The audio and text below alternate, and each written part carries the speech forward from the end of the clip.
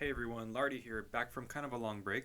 Just wanted to talk about one of the cool things that you can do with Maxwell now that the character refresh is out. Maxwell's refresh gave him 4 spells, 2 of which are great for taking out bosses because one allows you to stop bosses in its tracks, and the second lets you deal lots of damage to them using little resources.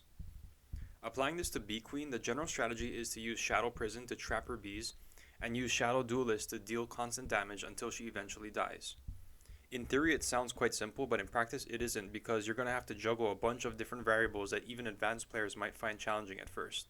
You might be really good at fighting bosses with other characters because you know how to kite, but that doesn't transfer over into playing Maxwell since he fights bosses in a completely different way, and Bee Queen is probably the boss that proves this the most. With that said, let's learn how to beat Bee Queen as Maxwell. So for this fight, I'm assuming that you're playing Maxwell during your first autumn season, so I'm not going to be using endgame items like the Bone Helm. If you're an experienced player, then it's reasonable for you to be able to obtain tier 2 magic items within the first autumn, so that's what I'll be using for the fight. I have a stack of 25 Nightmare Fuel, but as you'll see, 25 is way more than what is required. I also have a stack of 40 cooked cactus flesh for sanity. As you get better and better at the fight, you'll probably use less, but I'd recommend a full stack just to give you room for error. In my head slot, I have the Magician's Top Hat.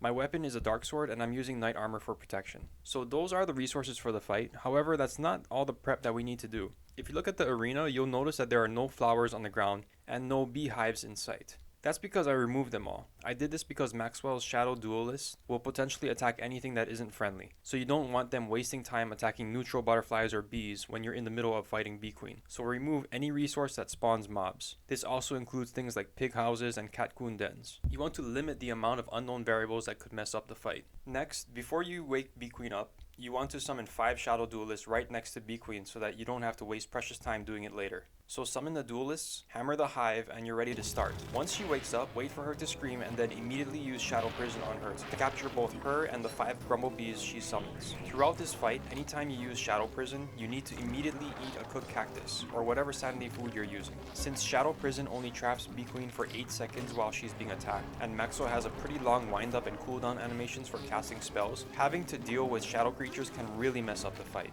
You really want to limit the amount of variables you have to deal with in order to make the fight as simple as possible. Since she spawns before her Grumblebees, all of your 5 duelists should be attacking her and won't stop until they die. While they whittle away at her health, you'll have to continuously recast Shadow Prison. The prison will shake when it's about to break, so recast it as soon as you hear or see this indicator. Although you've trapped her Grumblebees, they are still capable of attacking your duelist, which costs you time and resources. If you kill all her Grumblebees, she'll just spawn more, so ideally you want to kill all of them except one. Bee Queen will be damaging your duelist the whole time, so one by one they will go down. Do not immediately summon more duelists whenever you see them go down.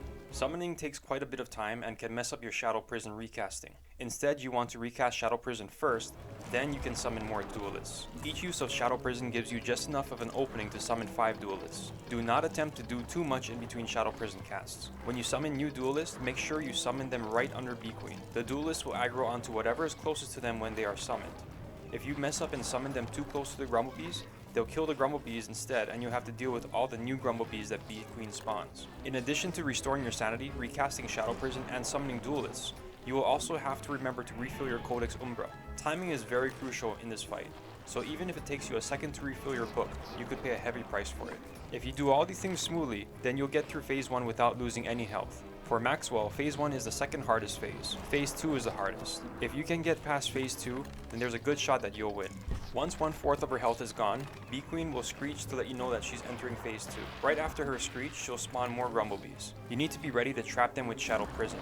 If you don't, the fight goes sideways real fast. Depending on how many Grumblebees were present at the start of Phase 2, she may even summon 2 sets of them, so you have to be ready to double cast Shadow Prison. Anyways, assuming that you successfully locked all the bees up, there are still 2 problems. First, Bee Queen is in the middle of her Grumblebees, so how are you going to precisely tell your duelist to target her? And second, your duelists are going to get shredded by Grumblebees before they can attack Bee Queen. To get past this, you need to allow Bee Queen to break out of the Shadow Prison and position her so that you can still trap her and all her bees, except she'll be at the edge of the trap instead of the middle. There are several ways of doing this, but what I found to be the most simple and reliable is to stand on the edge of the prison, let her break out and hit you once, and then immediately cast Shadow Prison after. All Maxwell spells have a long wind-up animation, so you have to make sure to cast it right after you get hit. Since you'll be slowed by Honey, you'll probably get hit again. But those 2 hits were worth it because now the strategy is essentially the same as phase 1. You just keep recasting Shadow Prison and summoning Duelist right under her. Just keep doing this and eventually you'll get to phase 3. Phase 3 is in my opinion way less stressful than phase 1 and 2 because you no longer have to lock B Queen up, since she won't fly at you and attack in phase 3. Instead, she'll hover nearby and will attack you only if you approach her. She also will not spawn any more Grumblebees than she did in phase 2, so as long as you're not killing them, you don't have to worry about her spawning more. Unlike B Queen, the Grumblebees stay locked up for way longer. I believe it's 24 seconds. So recasting Shadow Prison, keeping your sanity up, and summoning Duelist is way easier compared to phase 1 and phase 2. However, there is one challenge in phase 3. While the B Queen is fighting your Duelist, she will try to kite them in random directions. Depending on what direction she ends up moving, she might move far away from the Grumblebees you have locked up. Maxwell needs to stay near his Duelists in order for them to benefit from his gear, so not only does this make it harder to do that, but if she gets too far from her Grumbles, she'll spawn more, which can be very bad. If all your Duelists are dead, then she'll obviously start to follow you again. So that's one way to get her back to her Grumblebees. Another way is to intentionally let her Grumbles escape. Unless she's screeching, the Grumbles will slowly fly back to B Queen. So just wait until they are all near her and cage them again. The good thing about this is that there is a limit to how far B Queen can travel from her resting place. So once you bring them to her, she'll probably stick around the same place for the rest of the fight. So before yesterday's update, I would have said the best way to beat her is to lure her over water, because the B Queen used to stop moving if she's fighting something on water. This was actually a mechanic that existed for years, and which made the Wendy vs B Queen fight really easy, because you could just set up a boat and your win was practically guaranteed as long as you had the necessary resources to tank her and keep Abigail alive. However, for some reason they decided that yesterday was the day that they would fix this bug, so this no longer works. Now you really either just hope and pray that she stays by her Grumblebees, but at the same time I would be prepared to relocate them one time to her. This is what I had to do in my second Maxwell vs B Queen video. If I hadn't let them break out, she would definitely have spawned more Grumblebees, which would have been really bad news. In phase 3 and 4, she will make her bees fly really fast at you when she screams. Because of this, you will have to be prepared to capture them when they are flying at that speed. If you look at my fight when I capture them, notice 2 things. First is the distance between where the bees are and where I cast the spell. Because the bees are flying so fast and Maxwell's cast animation is so slow, I have to give them quite a lead. Now the second thing to notice is that all the bees don't need to be in the circle at the exact frame when the spell is cast. You can see this if you look carefully at the Grumbles.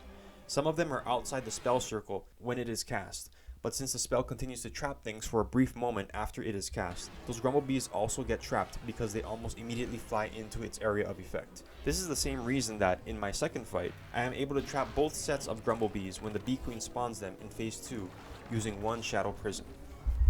When she enters phase 4, literally just do the same thing. To my knowledge, there is no difference in how phase 3 and phase 4 plays out. Eventually B Queen is dead. That's pretty much it. The fight is really different from any boss fight in Don't Starve. Usually boss fights get harder as you progress through it, but for the Maxwell B Queen fight, it starts at medium difficulty, jumps to hard at phase 2, and then drops to easy during phase 3 and phase 4. So if you're learning this fight for the first time, don't get discouraged if you don't make it to phase 2 or have to struggle to get to phase 3, because once you clear phase 2, the fight is way easier to manage. This fight is also really interesting because unlike most of the fights in Don't Starve that slightly punish you if you make a mistake, this fight will really punish you if you mess up. I am honestly confident in my ability to consistently beat B Queen this way, but if I'm going to do this fight as Maxwell in just a regular run, I wouldn't do it with Knight Armor and the Magician's Hat. I'd go to the Ruins first and get Duelicite gear, just so that I can reliably recover from mistakes if I make them. The Knight Armor will block less than 10 hits from B Queen, and since you're fighting with 5 duelists, there's a good chance that one hit from her will make you insane. And once you got Nightmare creatures chasing you, the fight gets much more difficult. Anyway, that's all I got for this video. Thanks for watching, like, subscribe, and share if you feel like it. Take care and have a great day.